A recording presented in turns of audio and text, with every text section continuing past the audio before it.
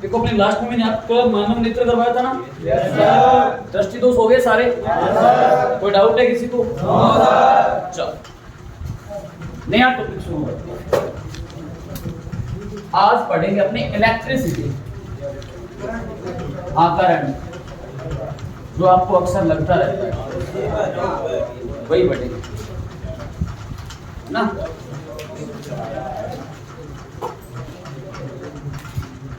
95,500 कलाम जोरों का झटका जोर से लगा करते हो ना, वो यही है ना। इधर लगता है वो झटका, बाकी वो तो कहने की बातें होती है, बकवास है।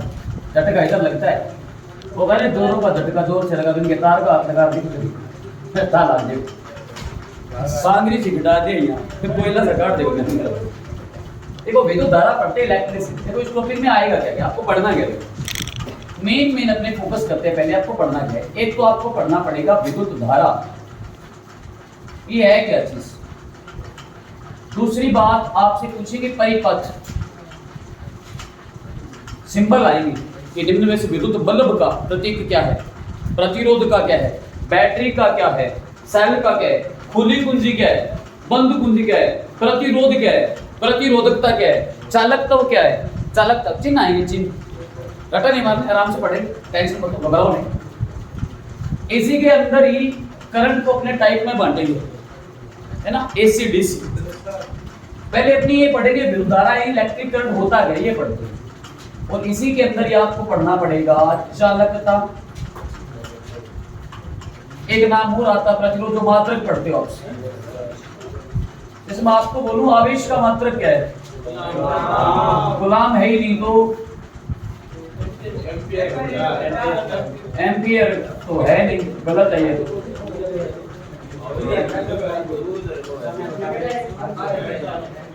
पढ़ते कैसे फेराडे, फेराडे फेराडे एक होता फेरड, एक होता फेराडे। फर्क है दोनों में, बहुत बड़ा फर्क। बता दूंगा, 96,500 गुलाम हो गए थे एक फेराडे, बता दूंगा। तो पहले अपनी पढ़ेंगे विद्युत धारा क्या है ना। सबने बचपन में पढ़ा होगा आवेश के प्रवाह की दर को विद्युत धारा कहते हैं। ये भी नहीं पढ़ा तो वो आवेश भी पढ़ लेंगे। हेडिंग डालो विद्युत धारा, इलेक्ट्रिसिटी या इलेक्ट्रिक करंट डाल लो या विद्युत धारा, तो देखो होता क्या है। तो मैं लिखूंगा आवेश के प्रवाह की दर, मैथ में भी आता है आपके, साइंस में दर आता है। जब भी नाम आता दर, काम समय चाल दूरी पर, तो दर नाम आता है। आप किससे डिवाइड करो, दर का मतलब समय। जहां भी दर नाम आता है समय से भाग देते हो ना, मैथ में सेम ही है, वही मैथ है। साइंस में भी दर का मतलब होता है रेट, रेट यानी समय। यहाँ भी समय लगेगा, वहां भी समय होता है। आवेश के प्रवाह की दर को विद्युत धारा कहते हैं। ये डायरेक्ट क्वेश्चन आया था पिछली बार, सेकंड शिफ्ट के अंदर था एलडीसी, कि आवेश के प्रवाह की दर को क्या कहते हैं। बिल्कुल छोटा क्वेश्चन, विद्युत धारा कहते हैं। अगर बोलोगे आवेश के प्रवाह की दर, क्या समस्या नहीं समझ में आएगी। समझ में तब आएगा जब आपको आवेश पता होगा। कोई बात नहीं, नोटिस। अगर मैं यहाँ पे फॉर्मूले के रूप में लिखूं तो मैं यूं लिखूंगा, विद्युत धारा किसे कहते हैं, ऐसे लिखूंगा। तो मैंने क्या बोला, आवेश के प्रवाह की दर, दर का मतलब बस विद्युत धारा है। क्या बोला मैंने, आवेश के प्रवाह की दर, रेट ऑफ, जितने टाइम में जितना आवेश जाएगा उतनी विद्युत धारा है। कैसे जाएगा भी पढ़ेंगे। मैंने बोला आवेश के प्रवाह की दर को क्या कहते हैं, फॉर्मूला बन गया। विद्युत धारा के लिए अपने यूज करोगे आई यूज करोगे, क्योंकि ये बात किसने बताई थी, कि महिला थी, जिसका नाम था मेरी एम्पियर। मेरी एम्पियर महिला का नाम था, ठीक है, मेरी नहीं थी, ठीक है, मेरी एम्पियर, ये नहीं बोलना, मेरी एम्पियर महिला का नाम था, फ्रांस का महिला थी। उसने बोला कि आवेश के प्रवाह की दर को विद्युत धारा कहते हैं। महिला का नाम था मेरी एम्पियर, उस महिला के सम्मान में आवेश विद्युत धारा का मात्रक भी क्या बन गया? आप कहते हो विद्युत धारा का मात्रक है एम्पियर, एम्पियर लुगाई है, महिला थी, लोगों की लुगाइयां कामयाब है। सोच के देखो, आप पढ़ ली कभी तो आसी, ठीक है वो बात अलग है। आप पढ़ ली सेल्फी लेने में कौन दाता है ना, इन जीप काट ली, बिन जीप काट ली, है ना, फोटो खींच लिया, आटे खींच लिया, बट्टे तो फोटो उतर जाएगी एक बार, अक्सर बोला नहीं। तो मतलब लोगों की महिलाएं भी कामयाब है। एक लुगाई ने बात बताई, सोचो करंट नाम की चीज जो आप पढ़ते हो ना, कितनी सारी चीजें, बहुत बड़ा टॉपिक है वैसे फिजिक्स में, पर एक करंट नाम की जो व्यवस्था सारी की सारी है ना, वो एक महिला ने बताई है, ये खास बात। तो आप पढ़ते हो ना न्यूटन, तो न्यूटन क्या, आप बल का मात्रक है न्यूटन, आप कहते हो है ना, तो न्यूटन क्या, न्यूटन आदमी है, बंदा था सर आइजैक न्यूटन, उसने बल बताया। आप कहते हो प्रतिरोध का मात्रक क्या है, ओम आदमी है, आपने को नहीं है ओम कुमार या नाम बोलो नहीं, जैसे वहां ओम था सर जॉर्ज साइमन ओम, तो उसका मात्रक भी ओम है ना। तो जो बंदे, अब आपके तो कार्य का मात्रक क्या है, जूल, जूल आदमी है, जूल बंदा था, प्रेस्कोट जो उसने बोला इसको अपने वर्क कहते हैं, कार्य कहते हैं, ये सिद्ध कर दिया मैंने। तो जो काम जो सिद्ध करते हैं उनके सम्मान में ही मात्रक दिए जाते हैं। अब मैं बोलूं आपसे एम्पियर, इसको तो आई से भी नोट कर दो। इससे पढ़ने से पहले आप एक और चीज पढ़ लो, आवेश का मात्रक, आवेश का मात्रक क्या आप बोलते हो सर, कूलाम, कोई दिक्कत नहीं, एक बार के लिए कूलाम लिख लो, आगे और भी पढ़ेंगे। कैपिटल क्यू लिखना, क्या लिखना है, स्मॉल लिखना, क्या कैपिटल, आवेश का मात्रक। यहीं पे मैं लिख देता हूं समय का मात्रक, समय का, सबको पता है समय का सबसे छोटा मात्रक है सेकंड, सेकंड होता है, सेकंड, सेकंड लिख दो। अब यहां देखो, अगर मैं आपसे पूछूं विद्युत धारा का मात्रक क्या है, यहां से विद्युत धारा, तो आप सोचो विद्युत धारा किसके बराबर है, आवेश बटे समय के, तो आवेश का मात्रक क्या है, और समय का क्या होगा, लगा दो। तो विद्युत धारा का मात्रक क्या है, कूलाम प्रति, कूलाम बटे सेकंड मात्रक कैसे आया।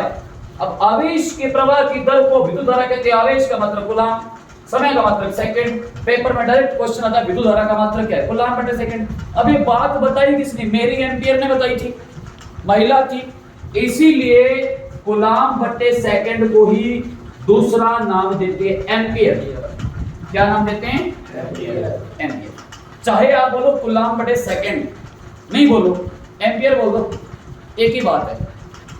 मेरी एम्पियर नाम की महिला ने बात बोली कि आवेश के प्रवाह की दर को विद्युत धारा कहते हैं, ये बात बताई एम्पियर ने, तो मात्रक बन गया एम्पियर। पर ये भी तो है ना, एम्पियर बना किससे, कूलाम प्रति सेकंड को।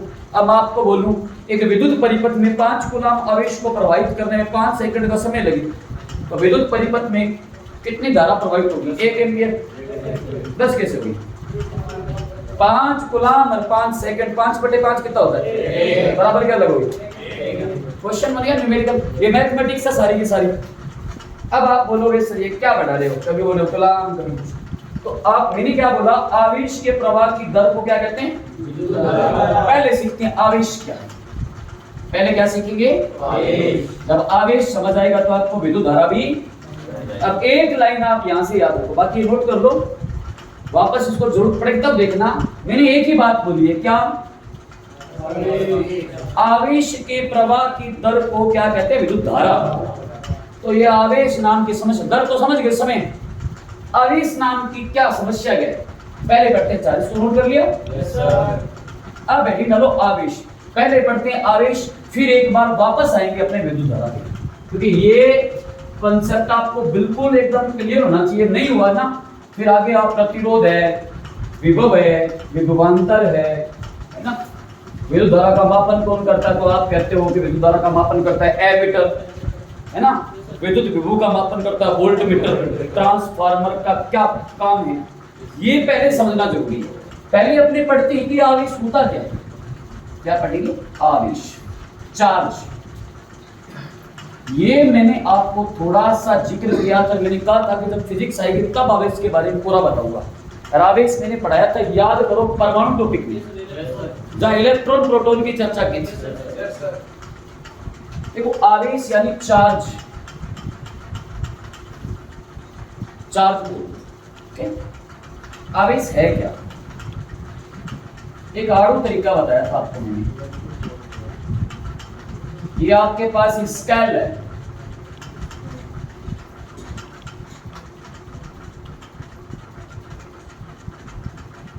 ये आपके बाल है।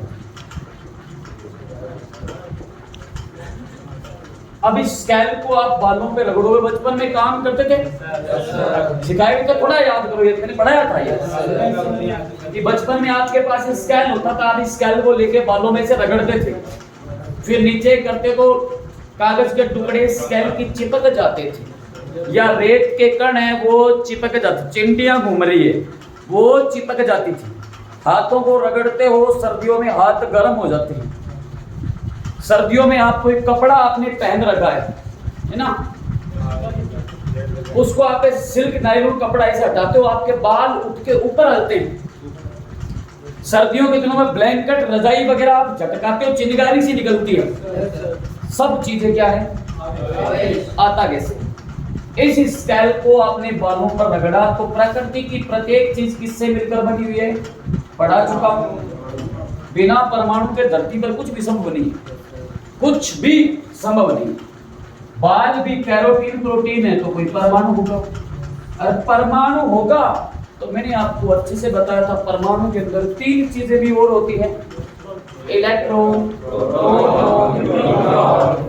तो मतलब स्केल में परमाणु है तो पक्का स्केल में इलेक्ट्रॉन भी है, प्रोटॉन भी। स्केल क्या? प्लास्टिक आप कह दो, गुड्डो है ना, स्केल प्लास्टिक है। आप बोल दो सर पीवीसी है, पॉलीविनाइल क्लोराइड।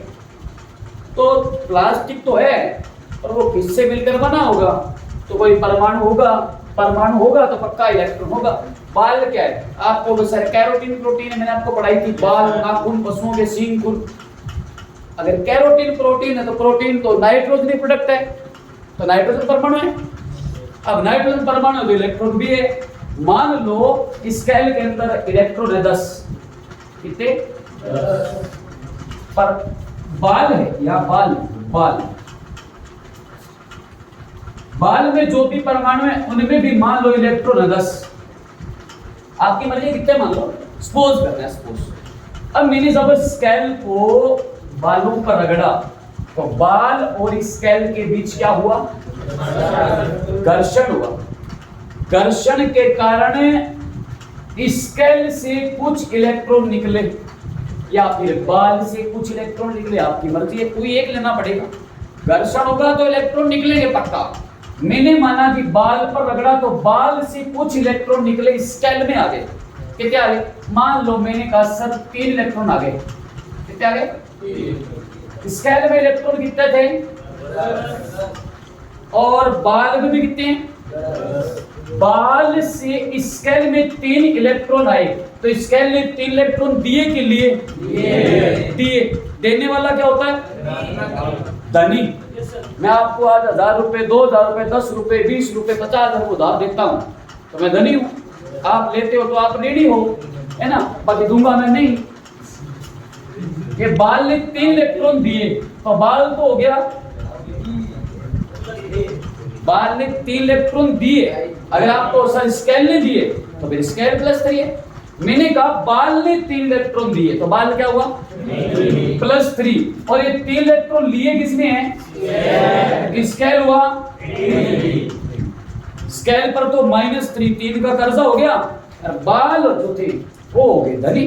तो इलेक्ट्रॉन के स्थानांतरण के कारण एक वस्तु, देखो इस पर प्लस आया तो बाल तो हो गए धन आवेशित। कैसे हुए? और स्केल ने इलेक्ट्रॉन का कर्जा लिया तो स्केल हो गए।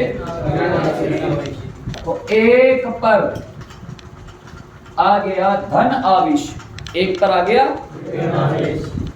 इसको कहते हैं चार्ज।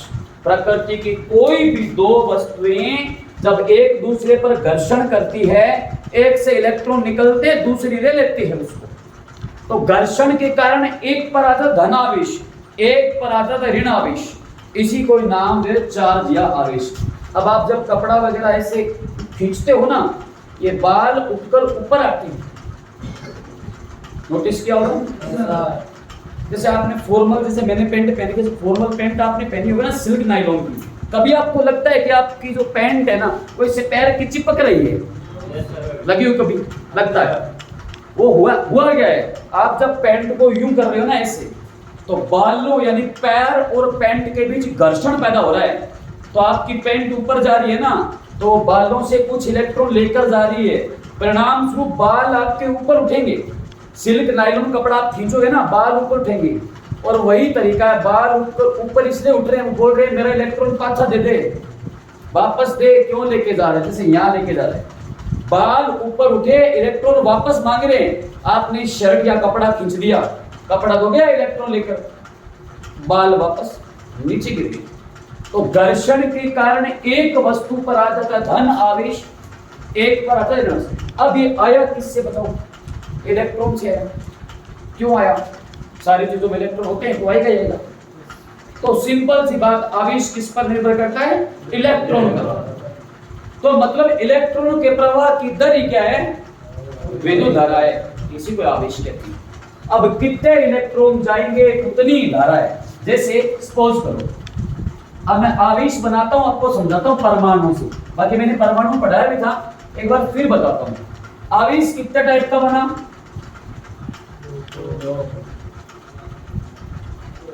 एक बना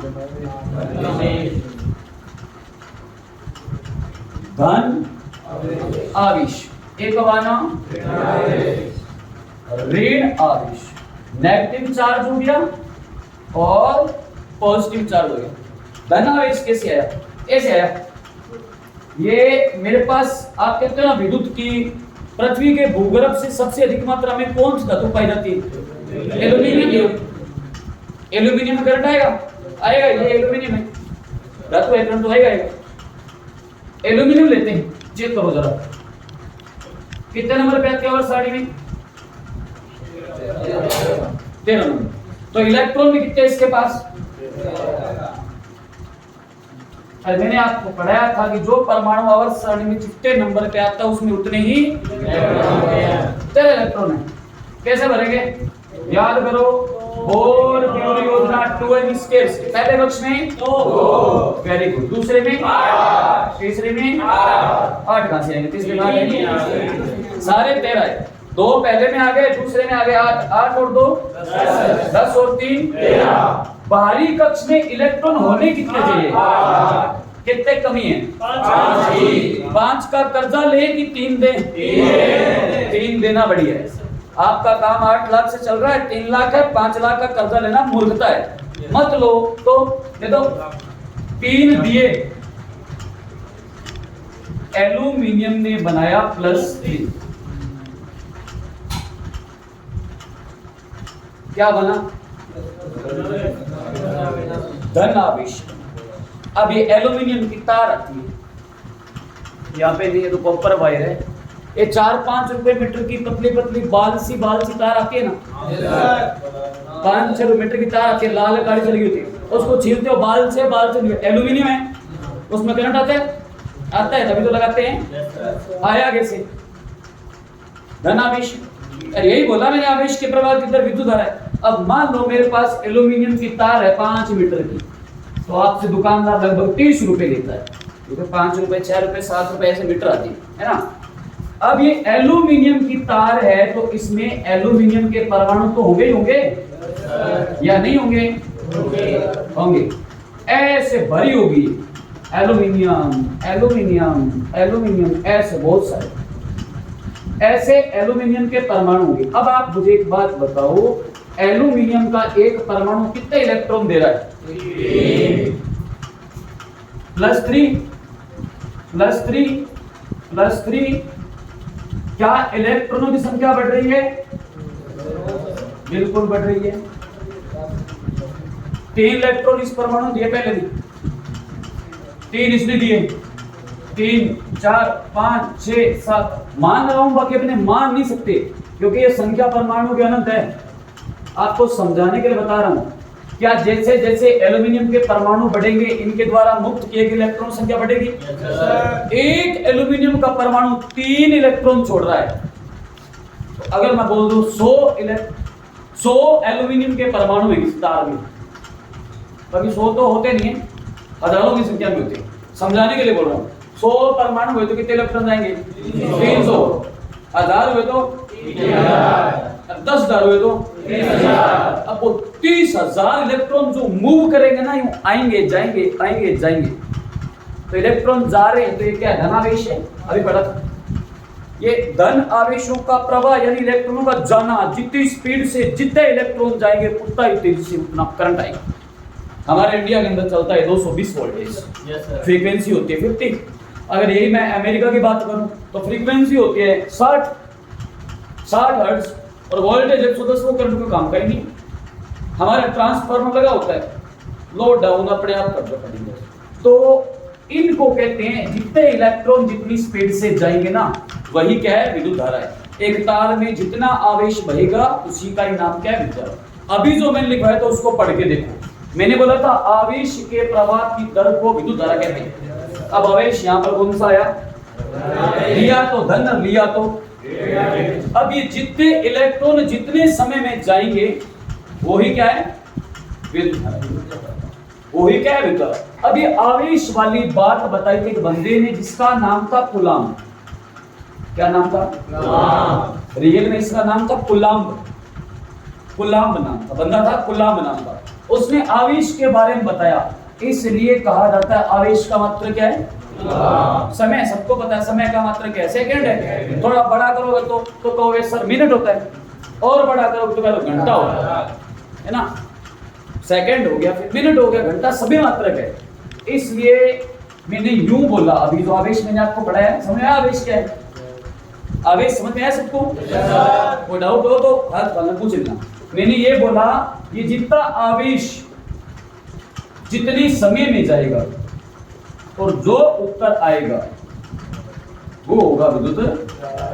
मैंने यही बोला विद्युत धारा किसे कहते हैं? आवेश के प्रवाह की दर को क्या कहते हैं? अब आवेश के बारे में किसने बताया? और समय तो सबको पता है। छोटी सी बात है, 5वीं 6वीं क्लास से पढ़ रही सेकंड, और इसी गुलाम बटे सेकंड को अपने नाम क्या दिया? एम्पियर। तो सबसे पहले पेपर में क्वेश्चन आएगा विद्युत धारा का मात्रक क्या होता है? एम्पियर। एम्पियर नहीं आए तो कर लोगे? कर दो। देखो क्वेश्चन, एक विद्युत परिपथ में जिससे पूछूंगा वही बताएगा। एक विद्युत परिपथ में एक विद्युत परिपथ में, छोटा सा प्रश्न है, अरे एक ही लाइन पढ़ी हमने, कुछ नहीं पढ़ा। एक विद्युत परिपथ में, एक विद्युत परिपथ में 600 कूलाम, आगे और भी मात्रक बताऊंगा, पहले आप कूलाम से हल करो। 600 कूलाम आवेश को प्रवाहित करने में, जिसे पूछूंगा वही बताएगा। 600 गुलाम आवेश को प्रवाहित करने में 5 मिनट का समय लगे तो ऑप्शन बोलना आपको, मैं लिख देता हूं यहां। तो परिपथ में धारा का मान क्या होगा? मैंने क्या बोला था? मैंने क्या बोला था? समझ बोनियो एक क्रिकेट किसोड़ बोलियो? कौन बोला था? कौन बोला था ये?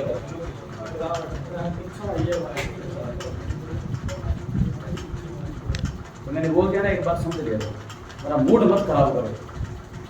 मैं तावड़ा में नहीं दूंगा बाहर लगा से क्लास में फोन यहाँ 4 बजे तक, और मुर्गा बना के भी रखो और सोट पड़े हुए पिछवाड़ा तुम्हारा, अगवाड़ा हमारा। मूड मत खराब करो। परिपथ में धारा का मान क्या होगा? मैं ऑप्शन देता हूं आपको, ऑप्शन देता हूं। ठीक है, पहला ऑप्शन है आपके पास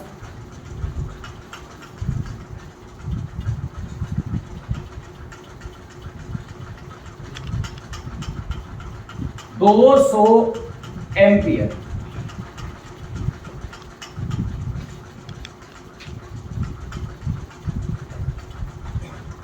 दूसरा ऑप्शन है आपके पास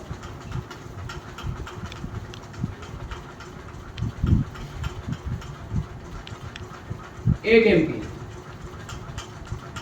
तीसरा ऑप्शन आपके पास 300 एम्पियर और चौथा ऑप्शन आपके पास 120 एम्पियर। 120 एम्पियर में कौन कौन सहमत है? अब आ रहा है 120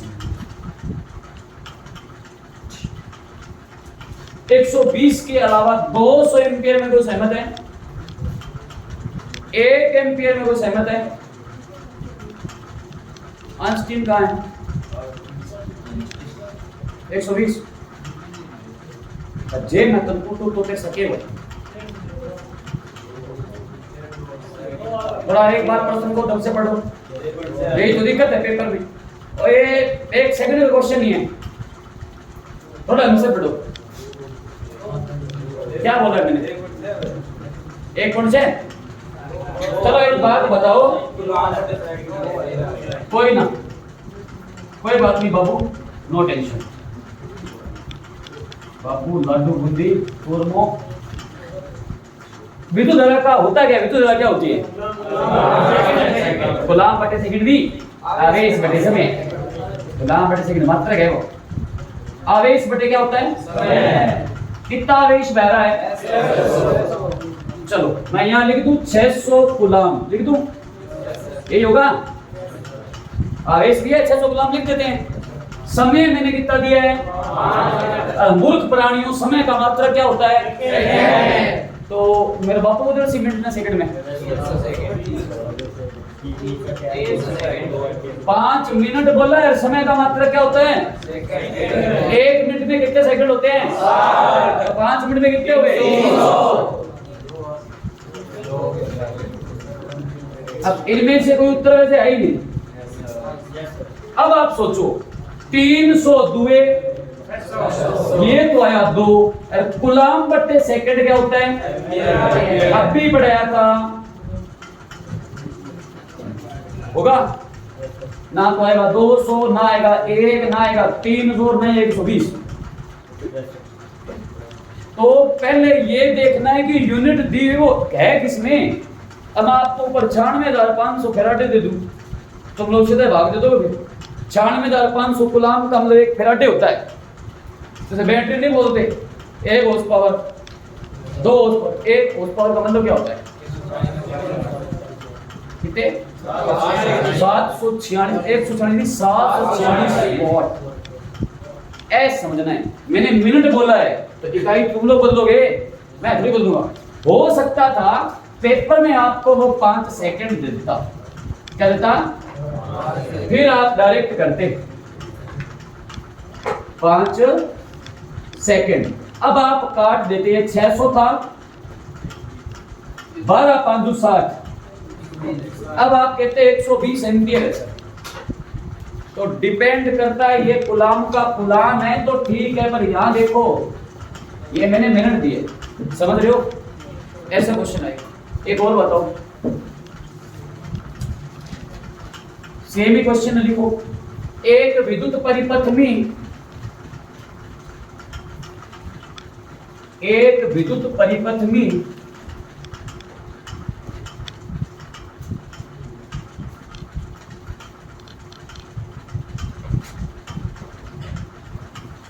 बारह कूलाम आवेश को प्रवाहित करने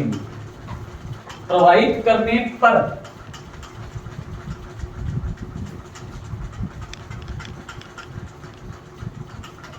1200 कूलाम आवेश प्रवाहित करने पर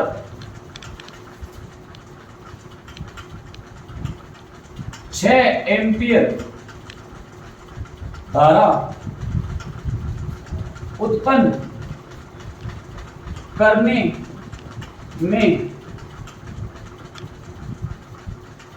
कितना समय लगेगा? जिससे पूछोगा वही बताएगा। निकाल लो पहले अपना अपना, जिसको बोलूंगा वो बता देगा कितना समय लगेगा। मैथ में करते हो ना, 4 बराबर दूरी बटे समय, तो 3 में से 2 यूनिट आपको देता है, तीसरे आपको निकालनी होती है, वजन गुणा कर लो, उल्ट पलट लो, कैसे भी। इस बार मैंने समय पूछा आपसे।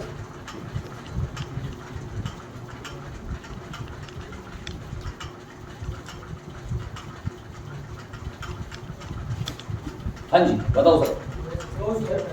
200 2000 सेकंड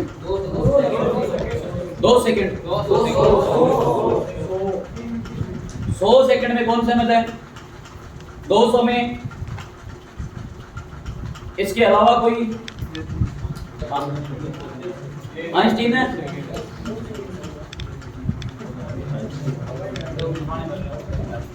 तेरे पर याद है, बता दे, बिल ना तोड़ दे, तोड़ दे।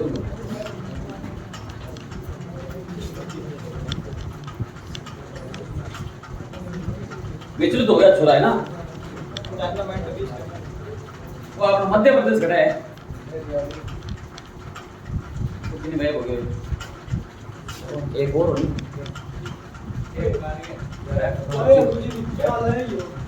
कार्य हाँ आप बता दे, टीचर बता। 2 सही है पक्का? ठीक, देखो सिंपल सी बात, रट्टा मारने की कोई जरूरत नहीं है। विद्युत धारा क्या होती है? किसको कहते हैं? आवेश के प्रवाह की, ये आवेश, ये प्रवाह दर का मतलब क्या क्या दे रखा है आपको? दे रखा है 1200 कूलम। तो ये किसका मान है? यार लिख दो 1200 कूलम, ठीक है। और दे रखा है प्रवाहित करने में 6 एम्पियर धारा उत्पन्न हो, ये कर दो 6 एम्पियर हो गई। ये मत लिखो भले, सीधा लिखो 6। क्या पूछा है? कुछ नहीं होता है तो बट्टे में 1 मान लो, कोई फर्क नहीं पड़ता। नोटिस किया होगा 3 लिखा है, बताने की जरूरत नहीं है, पहले से 3/1 ही है।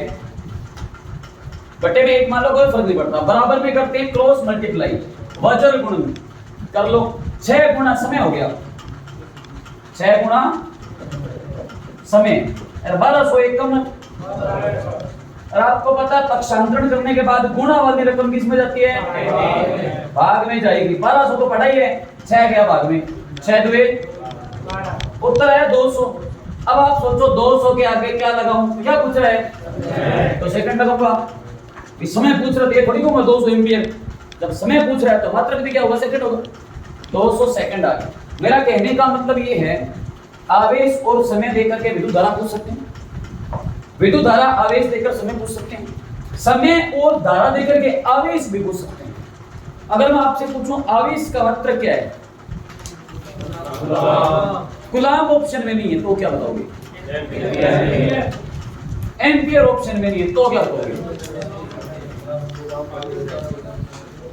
किसका मात्रक बनाना है?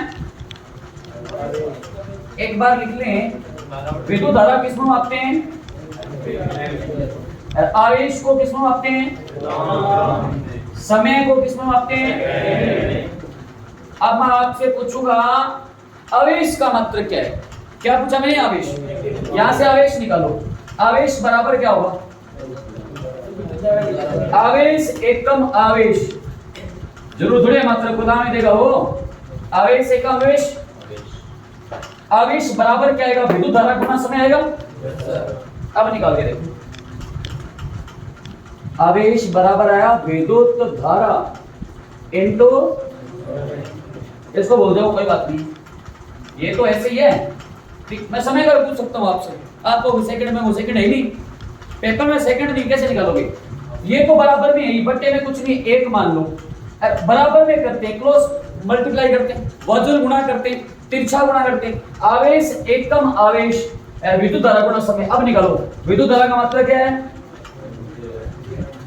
समय का मात्रक क्या है? तो आवेश का नया मात्रक है एम्पियर इनटू सेकंड, ये भी है। आपको गणित पता नहीं होता है, आया हो प्रश्न पेपर में। अब लोग सोचते हो कि मात्रक है तो नहीं पढ़ी हुई, अरे प्राणियों यहाँ से निकालना है। अब मैं यहाँ से समय का पूछूं विद्युत धारा के सापेक्ष में तो भी आप निकाल सकते हो। समय का क्या निकलेगा? समय गुणा विद्युत धारा तो है यहाँ पे, और ये करना नहीं है, मैं समय पूछ रहा हूँ ऐसे, ठीक है। तो मात्रा कैसे निकाल, तुम लोग नहीं करते क्या मैथ में कि ये 3x बराबर 2/3 है ना, इसको हल कैसे करते तुम लोग? ऐसे ही करते हो, 3 गुणा x बराबर 2/3। x की वैल्यू निकालनी है, 3 गुणा में है तो भाग में जाएगा, हर के अंदर। तो नीचे आप करते हो कि x बराबर 2/3 तो था ही, गुणा वाली रकम भाग में जाएगी। उत्तर आप निकालोगे 2/9 है x बराबर, नहीं निकालोगे तो वो नहीं बदलेंगे क्या? तब ये अंक बदल रहे हैं तो अचर नहीं बदलेंगे, क्या बदलेंगे? चर अचर दोनों बदलते हैं। फिजिक्स सारी की सारी मैथ ही है। चलो अब लिखो आवेश का मात्रक, आवेश का मात्रक, ये पूरी मैथ ही है। थोड़ा ढंग से पढ़ो, टॉपिक बढ़िया है, इंटरेस्टिंग है, मजेदार टॉपिक है, सारी कैलकुलेशन चलेगी इसमें। नींद आ रही है क्या? Very good. अब लिखो आवेश का मात्रक। अब आप बताओ, पहला तो आवेश का मात्रक अपने पास है ही, कौन सा? एक भाई साहब थे बढ़िया, जिसका नाम तो कूलम।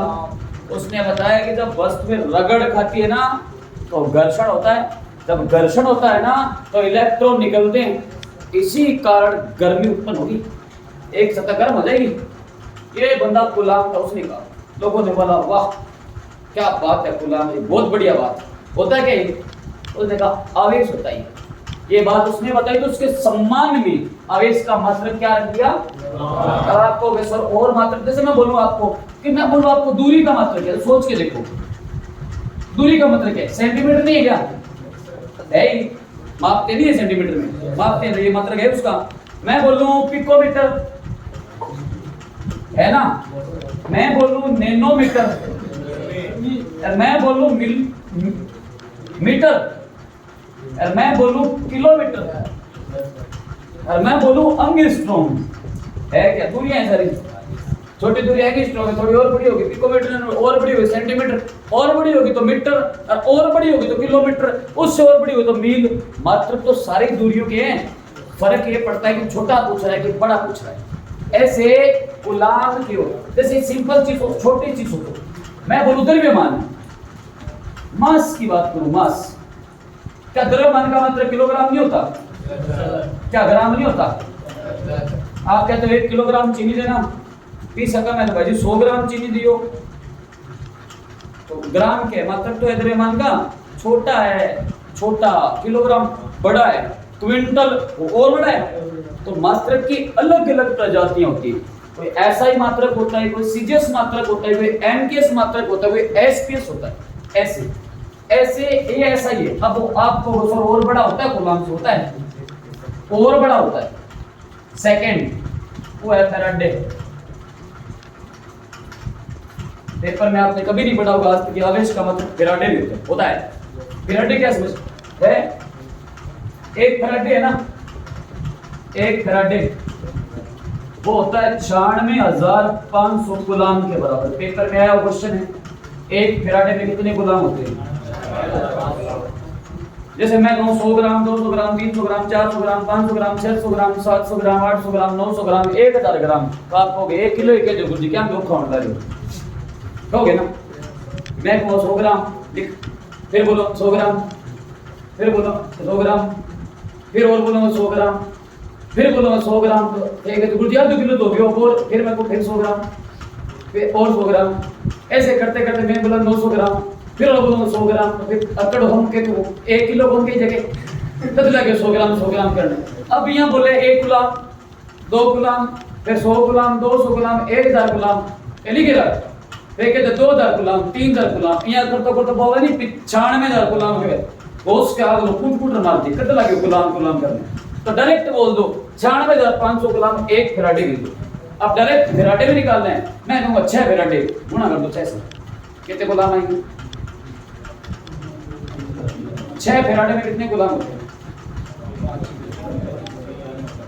गुणा कर लो।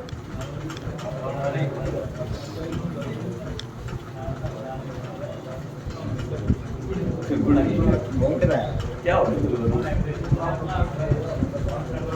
बताओ बताओ बताओ।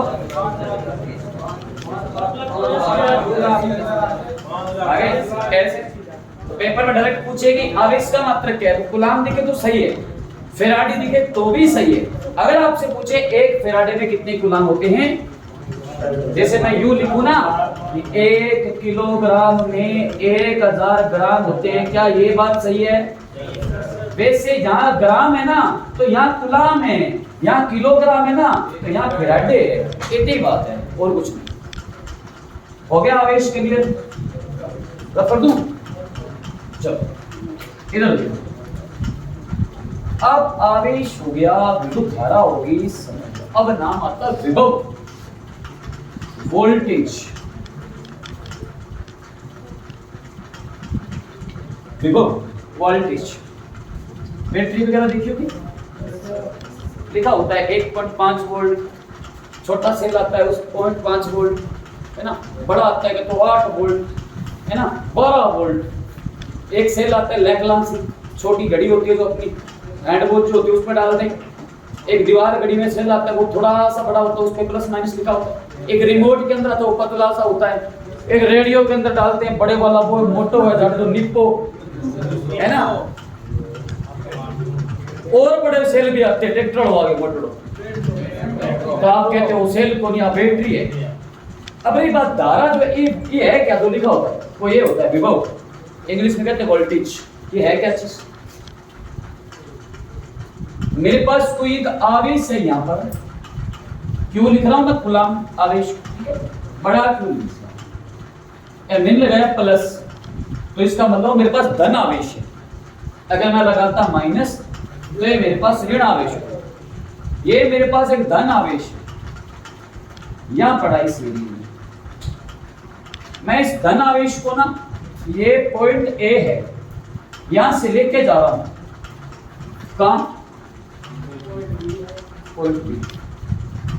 इस आवेश को ए से बी तक लेके जा रहा हूं, ले जाने में मैं जितना काम करूंगा वही विभव होगा। तो बड़े सेल का विभव अलग है, छोटे का अलग है। कैसे? मैं बोल रहा हूं, मैंने क्या बोला, आवेश को मैं ए से बी तक लेके जा रहा हूं, वो क्या है, विभव है। तो लेके जा रहा हूं तो मुझे कुछ काम करना पड़ेगा। तो मैं कहूं कि ये आवेश पड़ा, मैंने उठाया यहां लाके छोड़ा, तो मैंने कुछ काम नहीं किया, क्या किया होगा? तो होगा क्या, इसको मैं ए से बी तक लेके जा रहा हूं, तो मैं क्या लिखूंगा, यहां लिखता हूं ये +1 है तो लिखूंगा एकांक, एक है और प्लस है तो लिखूंगा धनावेश, एकांक धन आवेश। यहां से लेके जा रहा हूं, इस एरिया में मेरा कोई विद्युत क्षेत्र है। अब आपको सर ये विद्युत क्षेत्र क्या समस्या, सबने देखा है, अभी आड़ू तरीके से बताऊंगा सबको समझ आएगा। अभी विद्युत क्षेत्र इस मौसम में आसानी से देखने को मिल जाएगा। कैसे? कभी सुना होगा कि बारिश का मौसम था, 33 लाइन जान लगी, नीचे खड़े हो चिपके, बारिश का मौसम है, नंगे पांव जाओगे, ट्रांसफार्मर पर गिरी लकड़ी ली चिपकाए हुए चिपके हो। आप ट्रैक्टर ट्रॉली लेकर जा रहे हो, ट्रॉली के ऊपर बैठा है कोई बंदा, ट्रॉली पर बैठे हुए, तार थोड़ी सी ऊपर है, गाँव है नहीं 33 3 लाइनों दवा से निकलना, उनको बांध देते वैसे गैप देते बीच में, है ना। अब बंदा थोड़ा सा नीचे तो पग बिल्ला है ना, तार के नीचे खड़ा चिपक गया, हुआ ये चुंबक वाला काम हुआ। जैसे यहाँ विद्युत क्षेत्र है ना, ऐसे चुंबकीय क्षेत्र होता है। पहले चुंबकीय क्षेत्र समझो तो विद्युत क्षेत्र आपको ऑटोमेटिक क्लियर हो जाएगा। अब आपको चुंबकीय क्षेत्र क्या समस्या है, ये मेरे हाथ में चुंबक है और यहां मैंने रखी एक आलपिन पड़ी, चुंबक यहां पर है, हाथ में मेरे आलपिन है, आलपिन नहीं चिपकी। मैं चुंबक को यहां लेके आता हूं, आलपिन खुद ही उठ के चिपकी। नोटिस किया होगा ऐसे चुंबक होती थी, ये हमारे हथेली के अंदर आलपिन पड़े, यूं किया नहीं चिपकी, यूं किया नहीं चिपकी, यूं किया ऑटोमेटिक आलपिन उठ के चिपक गई। इसका मतलब क्या हुआ, यहां जब चुंबक आई आलपिन चिपकी, इसका मतलब इतने क्षेत्र में चुंबक अपना प्रभाव छोड़ रही है।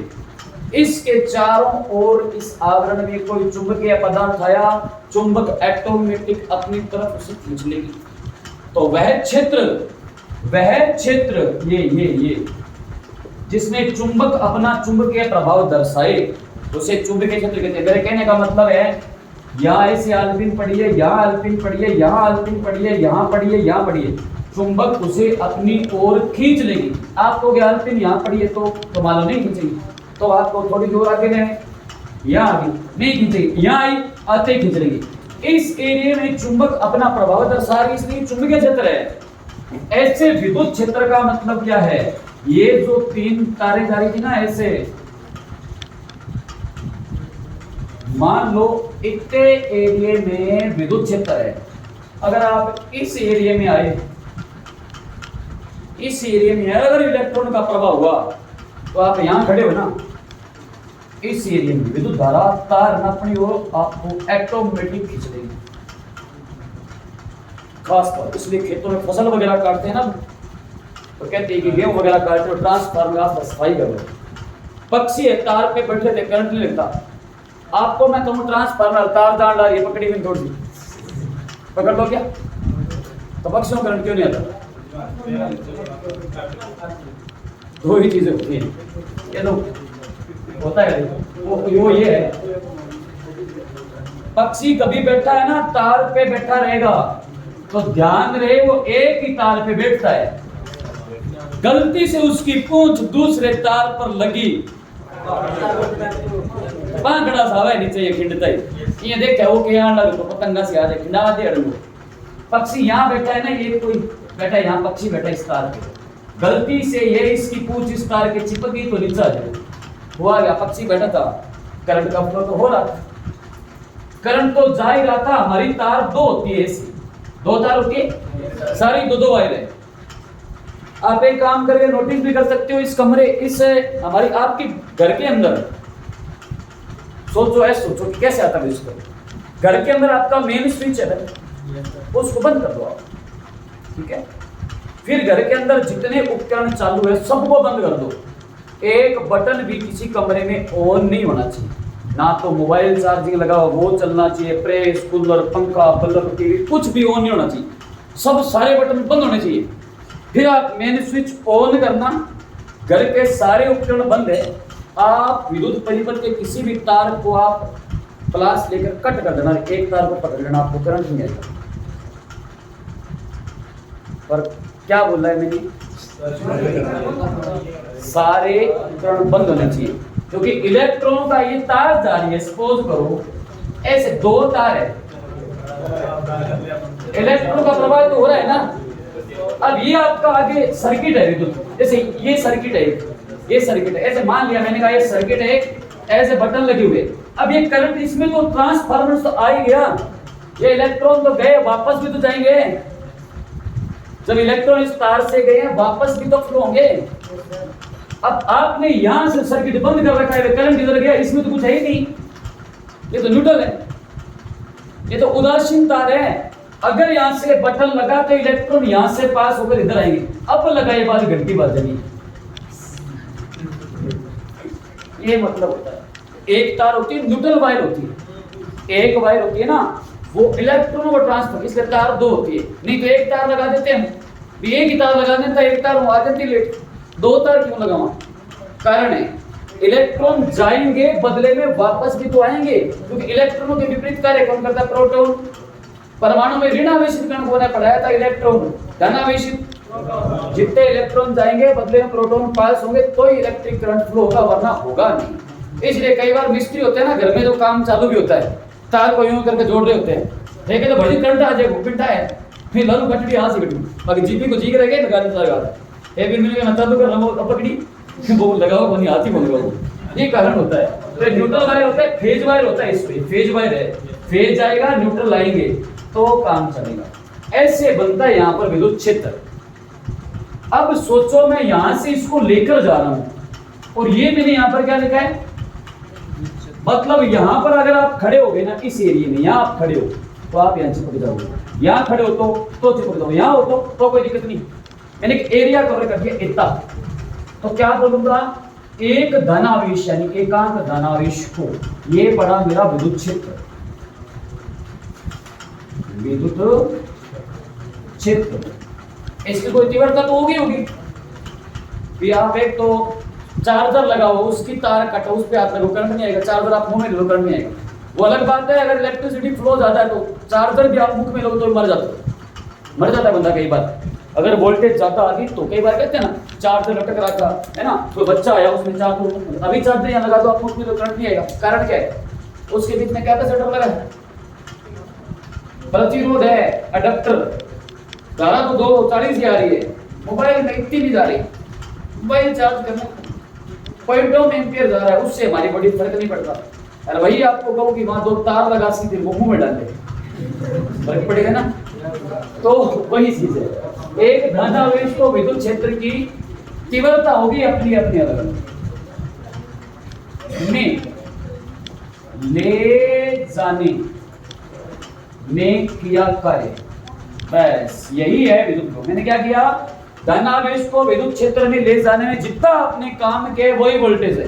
ज्यादा लेकर जाओगे वोल्टेज ज्यादा होगी, कम लेकर जाओगे वोल्टेज कम होगी। 0.5 वोल्ट कम है, और ज्यादा काम करोगे 1 वोल्ट, और ज्यादा काम करोगे बड़ा सेल बन गया 1.5 वोल्ट, और ज्यादा काम करोगे 8 वोल्ट 9 वोल्ट 12 वोल्ट, फिर बड़ी वाली बैटरी आती है। वो कैसे बनती है, इनको जोड़ के बनती है। अब मैंने बोली इसका क्या फॉर्मूला बना सकते हो, जो मैंने बोला उसका फॉर्मूला बना सकते हो क्या? बिल्कुल बना सकते हैं। मैंने क्या बोला, एक धनावेश, यही बोला मैंने, एक धनावेश को विद्युत क्षेत्र में ले जाने के लिए किया गया कार्य बोला क्या कहलाता है, विभव। पढ़ गया फॉर्मूला, बस। अब मात्रक पेपर में आएगा, विद्युत विभव का मात्रक है, रट थोड़ी मारना है। मैंने क्या बोला, आवेश को विद्युत क्षेत्र की तीव्रता के विरुद्ध ले जाने में किया गया कार्य क्या है, विद्युत विभव कहलाता है, वोल्टेज कहलाती है। विभव को कहते हैं वोल्टेज, वी लिख सकते हो आप, या पहले मात्रक निकाल लो, कार्य। अगर मैं कहूं विद्युत विभव का मात्रक क्या है, विद्युत विभव का मात्रक क्या है, निकाल सकते हैं। ऊपर क्या है, कार्य का मात्रक सबको पता है, क्या होता है, आवेश का मात्रक क्या है, बन गया। बस ये विभव है क्या, आवेश को ले जाने में किया गया कार्य जो है विभव है। तो विद्युत विभव का मात्रक क्या है, जूल बटे कूलम। ये बात बताई कि कोई बंदा था, जैसे मैं आपके सामने से भी बता रहा हूं सारी चीजें, ये कोई बंदा ही होगा जो बता रहा होगा।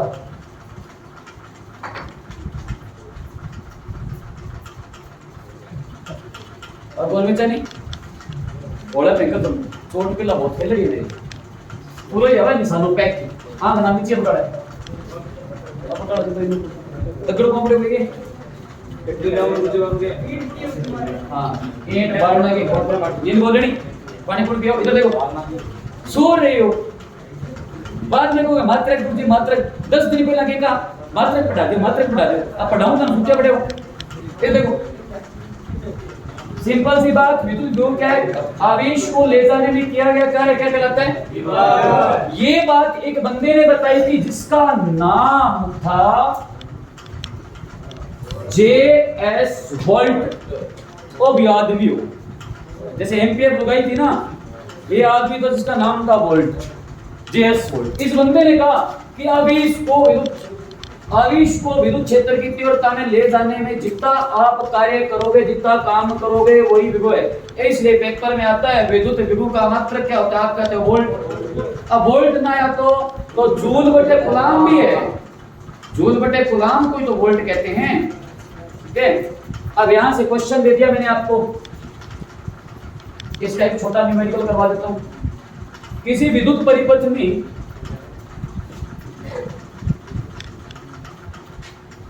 एक विद्युत परिपथ में, ठीक है, 500 जूल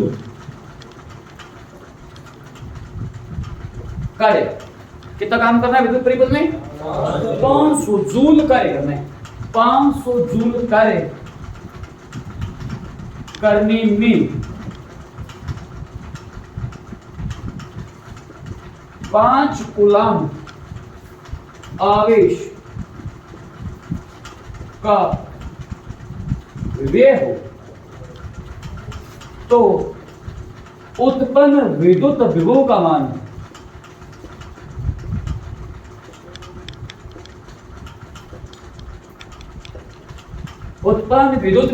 मान क्या होगा? 500 जूल कार्य को करने में 5 कूलम आवेश का व्यय हो तो उत्पन्न विद्युत विभव का मान क्या होगा? भजन मंडली लास्ट में तो मेरा शिरो सिंपल सी बात। क्या पूछा है आपसे? क्या पूछा है? विद्युत विभव किसके बराबर होता है? कार्य कितना है? 500 जूल है। अच्छा, आवेश कितना है? 5 कूलम है। सोया जूल बटे कूलम क्या होता है?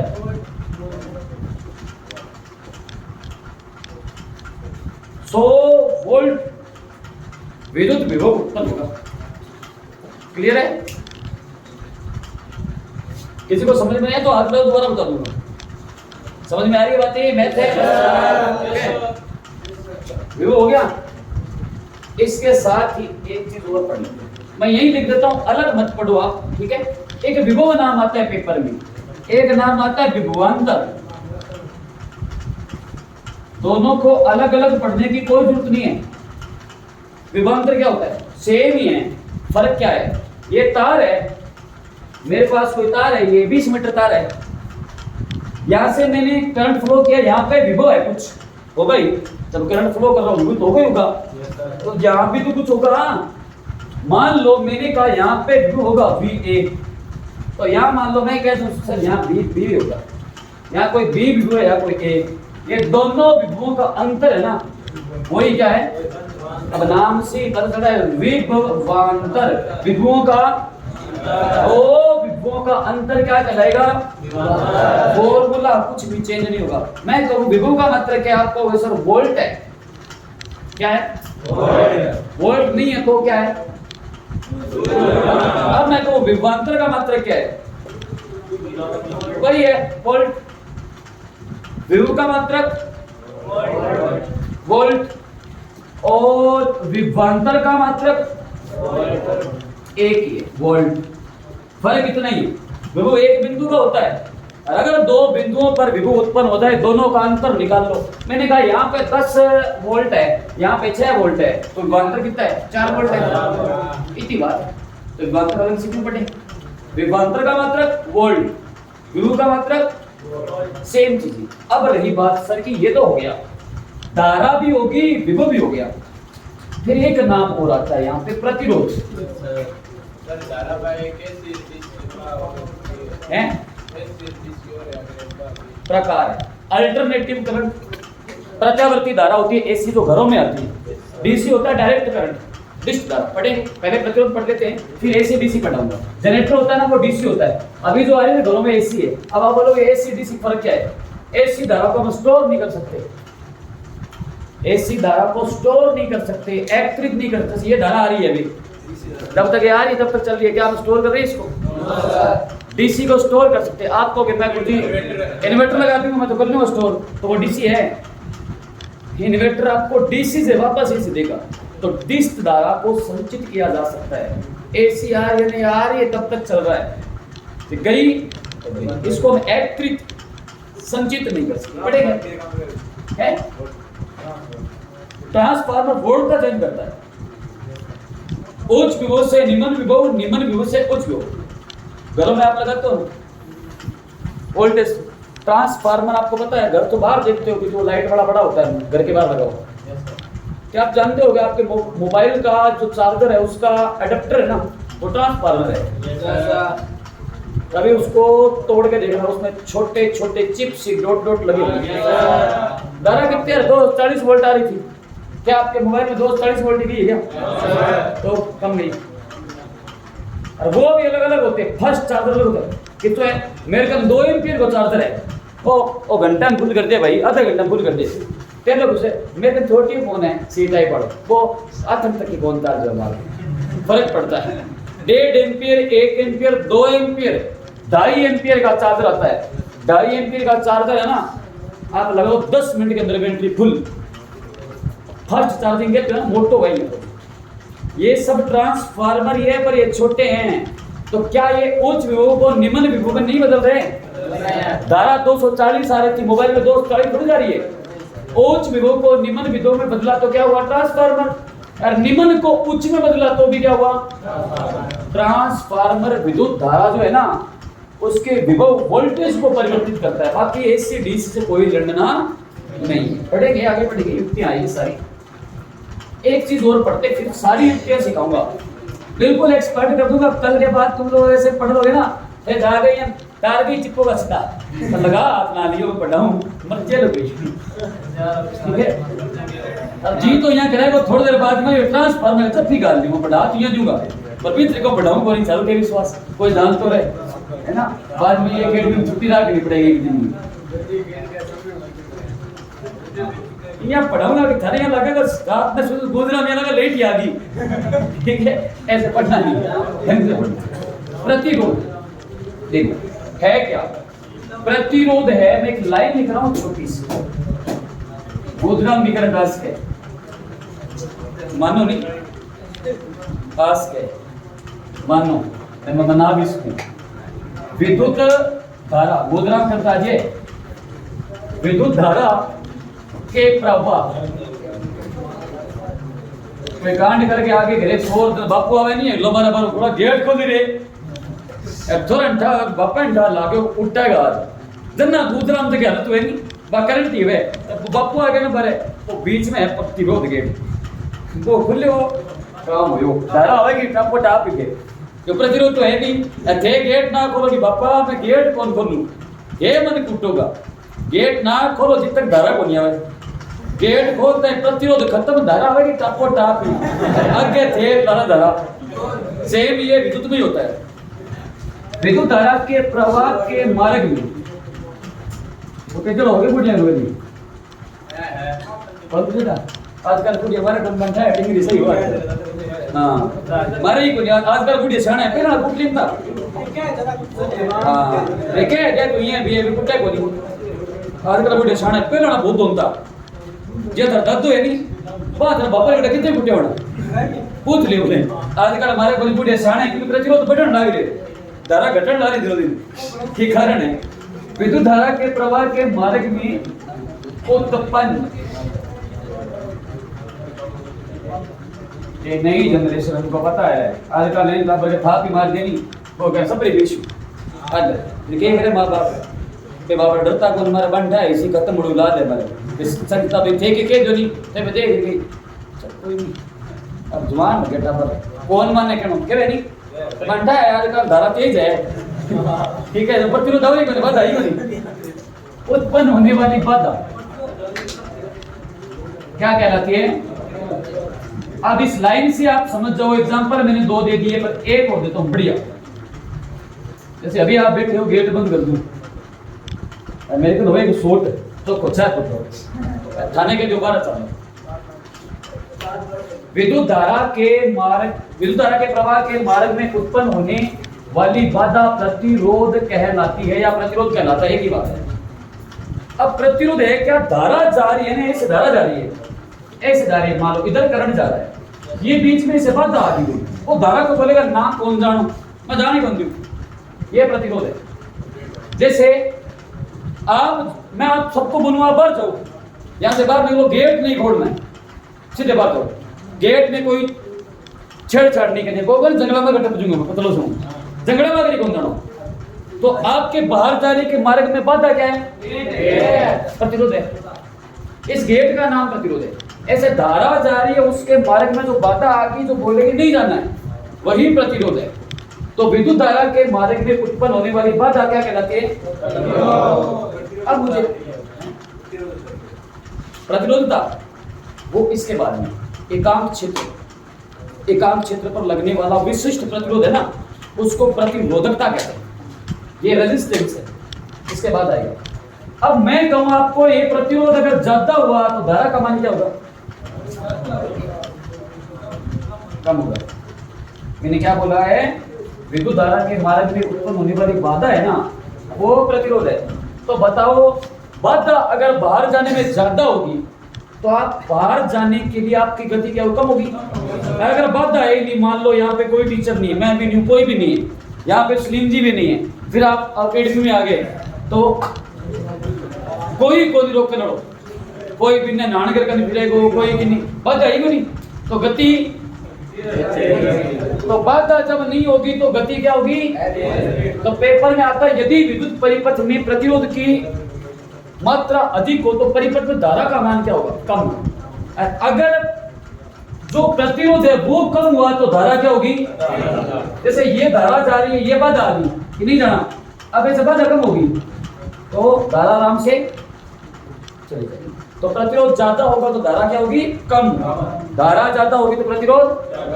अब मुझे बताओ, ये समानुपाती है कि व्युत्क्रमानुपाती? व्युत्क्रमानुपाती। एक का मान ज्यादा, दूसरे कम, तो क्या होते हैं? Very good. अब ये बात बताई किसने? ये बात बताई एक बंदे ने जिसका नाम था जॉर्ज साइमन ओम। इसने क्या बोला? इतनी बात बोली कि विद्युत धारा के प्रवाह के मार्ग में उत्पन्न होने वाली बाधा प्रतिरोध कहलाती है। धारा में जितनी बाधा है प्रतिरोध। जैसे सिंपल तरीका समझो, एक लकड़ी है आपके पास, सूखी लकड़ी है, उससे आपको कोई तार टच कर दे, गामो है नहीं, ये बांस पूछ लेके तार को लगाओ, करंट लगे, लकड़ी है तो क्या है? तो कार्बन है, तो क्या है? तो है धातु है, ए धातु पूछा लगे। क्यों पूछा लगे? ए धातु में प्रतिरोधकता होती है अनंत, तो इतनी बाधा है कि वो वहां से जो तार से करंट टच किए ना, वो धारा आपके हाथ तक आ ही नहीं पाएगी, क्योंकि लकड़ी है धातु में इतनी बाधा है, वो नीचे आने नहीं देगा। वही बोल दूं कि लोग सीरियो है, तने के तार जोड़ दे, ठीक रहोगे, क्योंकि बाधा कम है तो धारा जी लगाओ, धारा टपटा आत्मा वाली ये है बाधा। ये बात बताई किसने? इसीलिए प्रतिरोध का मात्रक भी क्या है? और इस ओम नाम के बंदे ने सॉलिड काम किया, इसने एक नियम बनाया, पूरी व्याख्या की। वो क्या? वो नियम है ओम का नियम। प्रतिरोध परिभाषा लिख लो, पर लिख लो ओम का नियम। यहां से आपके पेपर में क्वेश्चन आए हुए। विद्युत धारा में मेन चीज आपके लिए क्या? एक तो धारा, एक ओम का नियम, एक युक्तियां, कौन सी ऊर्जा का रूपांतरण किसमें, एक चिन्ह, चार चीज। बाकी और होता है, इसके संधारित्र भी होता है, ट्रांसफार्मर भी होता है, डायनेमो भी होता है, विद्युत मोटर भी होती है, बहुत चीजें इसमें। आपके काम की तीन चीजें, इसलिए अपने यहीं से शुरू करते हैं। अब इसको इसने बताया ओम ने, मतलब जबरदस्त था ये भी काम। देखो 1826 का है, सोच के देखो। आज आप इधर रख रहे, आपको नींद आ रही है ना, कोई रात पाची दिख रहे, कोई यहाँ कह 1826-27 में बंदे ने करंट बता दिया था। कितने साल पहले बात है? सोच के देखो, 200 साल पहले की बात है, लगभग 197-98 साल पहले। 197-98 साल पहले इसने बोला था कि ऐसे करंट नहीं आता। आप 197 साल बाद भी नहीं पढ़ पा रहे, तो इनके बहुत ही शर्म की बात है ना? आगे बढ़ो, मेहनत की लोगों ने, समझे ये समझे चीजों, मतलब ये कर पाए। ये नहीं होते ना तो आज लाइट भी नहीं होती, ना मोबाइल हो तो इंस्टाग्राम पर मोबाइल मैसेज भेजो, रिप्लाई को नहीं हो, लाइट ही को नहीं हो। ओम का नियम, फॉलोवर्स है नहीं जगह, फॉलोवर्स है नहीं, ओवर ही होनी, ठीक है? एफ फॉर फ्लैग यूर, एक और एप्पल करने में फ्लैग यूर नाम ही कोनी है फॉलोवर। ओ वो जन लेट आ गई जन आज ठीक रो होगा, पर वो पढ़ो होगा नहीं, ठीक है? कहीं तो भी आओ कहीं सब्सक्राइबर नाम को नहीं पूरा तक किसी भी टुमा बैठी है हाँ ये गए। इसने क्या बोला देखो, इसने एक बात बोली, ये मेरे पास एक तार है, ये तार है एल्यूमिनियम की। किसकी है? मैंने माना है एल्यूमिनियम की। आप कह दो ना सर तांबे की है, तो कोई दिक्कत नहीं, तांबे की ले लो, है ना, तांबे की ले लो। बैठ लाइब्रेरी मांग में आप तांबे की ले लो, कोई दिक्कत नहीं। एल्यूमिनियम की मेरे पास एक वायर है। ओम ने क्या बोला, मान लो इस तार की लेंथ लंबाई है 5 मीटर। कितनी है? 5 मीटर। ये क्या है? ये मोटाई है ना, चौड़ाई नहीं कहना, अनुप्रस्थ काट का क्षेत्रफल। चौड़ाई होती है वो समतल सतह के जैसे आयत है, वर्ग है, घन है, घनाभ है, वहां होती है चौड़ाई। गोल सतह के चौड़ाई नहीं होती, व्यास होता है। ये जो है ना मोटाई है, अनुप्रस्थ काट का क्षेत्रफल। ये मान लो इस तार का है 1 मीटर स्क्वायर। ये तार है, उसका तापमान मान लो 27 डिग्री सेंटीग्रेड है, जैसे कमरे के तापमान। यही रहनी चाहिए। क्या? चालक तार की लंबाई, अनुप्रस्थ काट का क्षेत्रफल और भौतिक परिस्थिति नियत रहे तो ओम एक नियम बोल सकता है। क्या बोल सकता है? वो बोल सकता है विद्युत विभव है ना, वो समानुपाती होगा धारा के, तो वो एक नियम दे सकता है। कैसा नियम? जितनी ज्यादा धारा बहेगी ना उतना ही ज्यादा विभव उत्पन्न होगा, और जितनी धारा कम होगी उतना विभव कम होगा। छोटा सा लाइट तो उसकी धारा भी कमी है। 0.5 वोल्ट का से तो धारा भी कम है, 1.5 वोल्ट का है तो ज्यादा है, 8 वोल्ट का है तो और ज्यादा है। तो वो कहता है विद्युत विभव है धारा के समानुपाती होता है। कब? ऊपर जो लिखा हुआ है तब। लंबाई 5 मीटर रहे, अनुप्रस्थ काट का क्षेत्रफल 1 मीटर स्क्वायर ही रहे और तापमान 27 डिग्री सेंटीग्रेड रहे, तब जितनी धारा जाएगी उतना ही विभव उत्पन्न होगा। यहां से आपका क्वेश्चन है, तो आपने पूछा था कि सर प्रतिरोध और विद्युत धारा के मध्य संबंध क्या है? तो चालक तार की लंबाई बढ़ता है, वो यहां से है। अब आप कहोगे ना मैं तो ऊर्जा तार करूंगा 10 मीटर, मैं तो जच गई, तो नियम फेल हो गया, अब नहीं लगेगा, अब अलग होगा। तो ओम क्या कहता है? ओम ये कहता है, तो मैं लिख देता हूं यहां पे, ओम के अनुसार, ऐसे लिखोगे, ओम के अनुसार। खास से ढंग से पढ़ दो, कल की पूरी क्लास इसी पे डिपेंड है, सारे प्रश्न इसी पे आएंगे। यदि किसी चालक तार की भौतिक परिस्थितियां,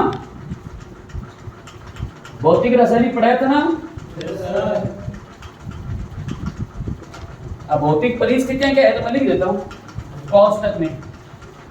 तार की लंबाई हो गई, है ना, तार का अनुप्रस्थ काट का क्षेत्रफल हो गया यानी मोटाई, ताप हो गया, ठीक है, लंबाई, अनुप्रस्थ काट का क्षेत्रफल, ताप। ये भौतिक परिस्थितियां नियत रहे। नियत रहे का मतलब उनमें छेड़खानी नहीं होनी चाहिए, नियत रहे, तब चालक तार में उत्पन्न विभव धारा के समानुपाती होता है।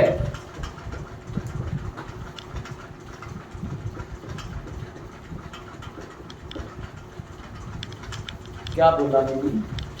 यदि किसी चालक तार की भौतिक परिस्थितियां नियत रहे तो चालक तार में उत्पन्न होने वाला विभव धारा के समानुपाती होता है। नियत का मतलब क्या है?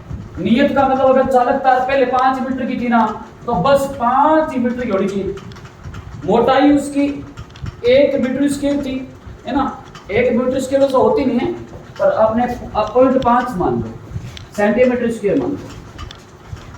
ये पॉइंट 5 सेंटीमीटर तो मोटी है और 5 मीटर लंबी है, तो लंबाई 5 मीटर की 5 मीटर है, मोटाई 0.5 सेंटीमीटर है। तापमान अगर कमरे के ताप पर छोड़ा यहाँ पड़ी है तो 27 डिग्री है कमरे का ताप, उतना ही रहेगा। तब जितनी उसमें धारा बहेगी ना उसका समानुपाती विभव चलेगा। आप कहोगे मैं तार में गर्म कर दूं तो रूल फेल है, ताप चेंज कर दिया। आप कहोगे तार थोड़ी सी मोटी ले लूं तो ही फेल है। आप कहोगे तार में थोड़ी सी 7 मीटर की लूं तो ही फेल है। उसने क्या बोला है?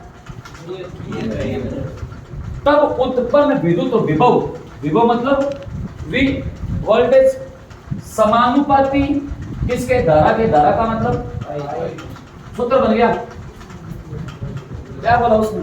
चालक तार की भौतिक परिस्थितियां नियत रहे तो उत्पन्न होने वाला विद्युत विभव धारा के समानुपाती होता है।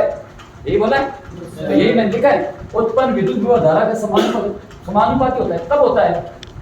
जब भौतिक परिस्थितियां क्या रहे। पेपर में अगर निम्न में चालक तार की भौतिक परिस्थिति है, ताप सही है, चालक तार की लंबाई, अनुप्रस्थ काट का क्षेत्रफल, ऐसे निम्न में से कौन सी एक भौतिक परिस्थिति है? लंबाई होती है, चौड़ाई, जैसे ऐसे चौड़ाई ऐसे मान लो, ऐसे तार है, ऐसे करके ये चौड़ाई आ गई, ये है अनुप्रस्थ काट का क्षेत्रफल, उसका व्यास मान लो। यहाँ एक वृत्त बनेगा ना, ये है अनुप्रस्थ काट। ताप का मतलब है कि इस ताप। अब मैं आपको बोल दूं कि विभव का मात्रक आपको पता है, वोल्टेज क्या होता है? वोल्ट। धारा का पता है, एम्पियर। मैं आपको कहूं चालक तार में 5 वोल्ट उत्पन्न हुआ, धारा का मान क्या होगा? निकाल दोगे? नहीं निकाल पाओगे। मैंने विभव दिया है, धारा तब निकालोगे जहां यहाँ बराबर होगा तब। तो v के बराबर मीटर में बोल दूं कि x बराबर y बटे 3 गुणा 2। अब मैं कहूं y बराबर 2 रखने पर तो आप क्या दोगे? सर मान आएगा 4 बटे 3। अब मैं कह दूं इसका मान निकालो, निकाल दोगे? नहीं निकलेगा। मान तब निकलेगा जब ये समानुपाती चिन्ह हटेगा, बराबर लगेगा। फिर मैं बोलूंगा y बराबर 2 प्रतिस्थापित करने पर तो आप 2 लिख दोगे, 2 दूगे 4, समीकरण का में x बराबर है 4 बटे 3। मतलब ये मेरे को यहाँ से हटाना पड़ेगा तो मैं धारा निकाल पाऊंगा। ये हटाया किसने? ओम ने। इसने कहा इसको हटाने के लिए काम मैं यहाँ नहीं लिखता। ये उतार लिया आपने? मैं यहाँ लिखता हूँ। यहां समानुपाती चिन्ह को हटाने के लिए एक नियतांक देते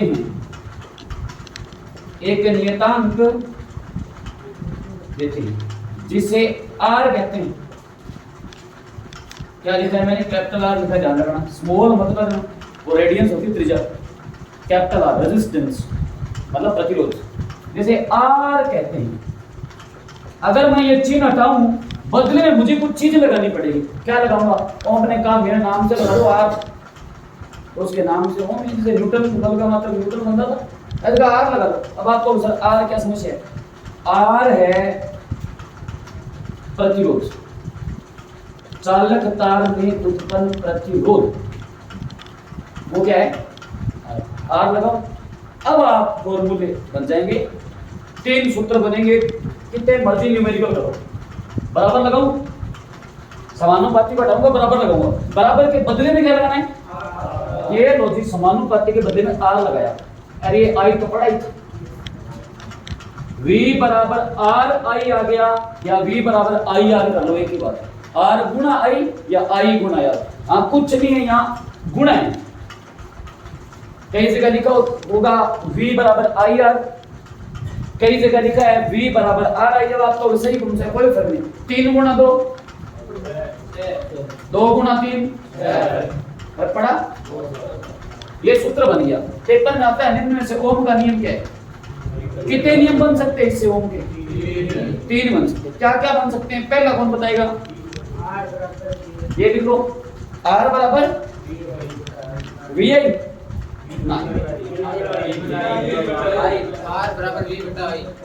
इसको रफ कर दूं, यहाँ देखो, मैंने आपसे पेपर में प्रश्न पूछा ओम का नियम क्या है, ये पूछा। ओम का नियम क्या है? ओम का नियम ये है, विद्युत विभव है ना, वो समानुपाती होगा धारा के, तो इसको हटा दूं तो लगा दो बराबर आर आई पर। अब यहां देखो, V बराबर आर आई सही है क्या? क्या R बराबर V बटे आई सही है? क्या I बराबर V बटे R सही है? और क्या R बराबर I बटे V सही है? निम्न में से कौन सा ओम का नियम नहीं है? 10वीं लेवल का क्वेश्चन है आपके। 3 नंबर में कौन? 1 नंबर में कौन कौन सहमत है कि कौन सा ओम का नियम नहीं है? 1 नंबर, B, C, D। सिंपल सी बात है,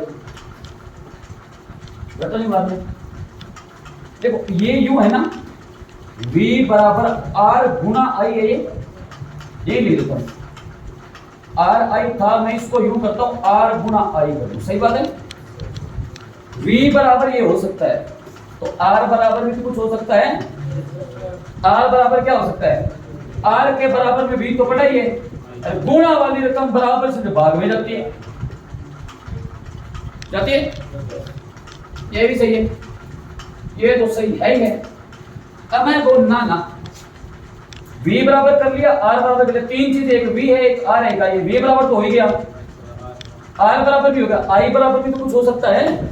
I बराबर क्या हो सकता है? मैं कहूंगा I बराबर, तो I के बराबर में V तो पड़ा ही है, ये पड़ा, बट्टे में R आ गया, तो I बराबर V बट्टे R, ये भी सही है।